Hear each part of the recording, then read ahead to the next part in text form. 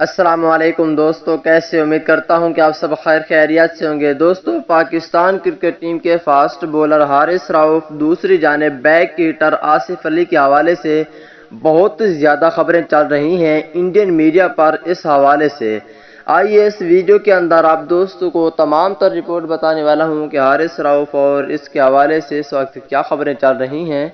دوستو، پاکستان ٹیم کے سچے اور پکے فینز ہیں تو اس ویڈیو کو لائک کریں، چینل کو سبسکرائب کریں، بیل آئیکن دبا کر آل پر لازمی کلک کر دینا ہے۔ تو دوستو بڑھتے ہیں ویڈیو کی جانب اور آپ دوستوں کو بتاتا ہوں اس حوالے سے مکمل تفصیل۔ جیسا کہ آپ کو معلوم ہے کہ حارث رؤف نے بہت ہی اچھی بولنگ کی ہے اور مین آف دا میچ بھی اسے ملا ہے۔ دوسری جانب آصف علی نے بہت ہی اچھی بیٹنگ کی ہے۔ آصف علی نے 27 رنز بنائے ہیں جس میں ایک چھکا بھی شامل تھا۔ آصف علی نے شاندار بیٹنگ کی، ساتھ میں حارث رؤف نے بھی شاندار بولنگ کی۔ اس کو دیکھنے کے بعد انڈیا پر اس وقت کیا خبریں چل رہی ہیں وہی آپ دوستوں کو بتانے والا ہوں۔ دوستو، انڈین میڈیا کہہ رہا ہے کہ پاکستان سیمی فائنل میں پہنچ گیا ہے، لیکن ابھی تک انڈیا سیمی فائنل میں نہیں پہنچا اور انڈیا کو سیمی فائنل میں پہنچنا چاہیے تھا۔ اور ساتھ میں انڈیا کے وزیر اعظم نریندر مودی کو دھمکیاں بھی دے رہے ہیں کہ تجھے نکال دیں گے۔ اور اس حوالے سے آپ بھی ایک پیارا سا کمنٹس لازمی کریں، کیونکہ وہ ڈر رہے ہیں کہ T20 ورلڈ کپ 2021